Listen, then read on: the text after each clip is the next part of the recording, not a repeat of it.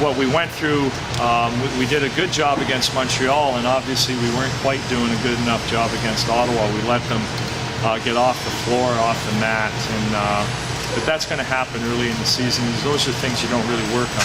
Rarely do you work on, so we've decided to try and incorporate that in until they don't have to have a timeout for the coach to tell them that this is crunch time. We've got to, we've started a few fires, now we've got to put them out. Coach, can you talk a bit about maybe the evolution of Dion Phaneuf as a captain? I mean, he comes in and obviously has all those skills, but what have you seen in his maybe development in that category as being a captain? He's learning a little bit more when to pick his spots, but in terms of how vocal he is, he's probably less vocal than he has been in the past.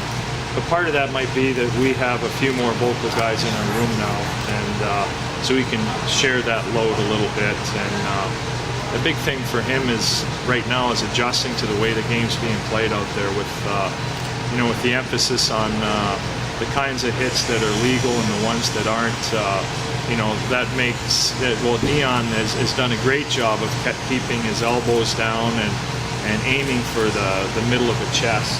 Those are what I'm more concerned about. You certainly don't want Dion to be in a situation where he gets a suspension and misses some time because he's so important to our team. Yet we need those kind of body checks that he threw the other night.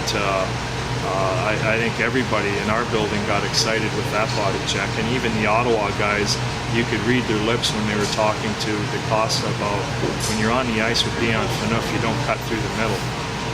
And he was kind of laughing about it, but when you have that kind of a threat of a big hit, it keeps the other team on their toes, and Dion's more effective if he can get one in the game, especially early or halfway through the game, and backs the other team completely off.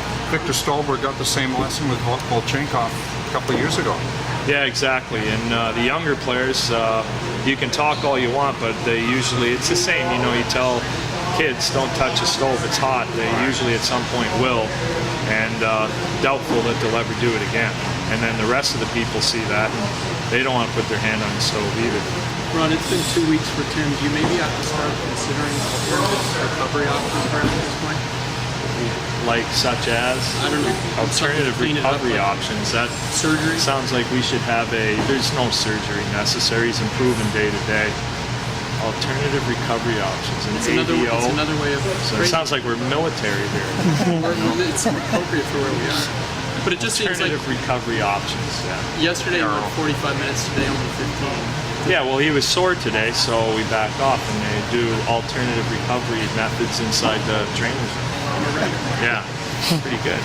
What's it been like to be on the base here, practicing and meeting some of the... No, it's been excellent. It's a beautiful facility, and yesterday we went on a C-17. CF-17 Hercules. Yeah, Hercules. It was unbelievable.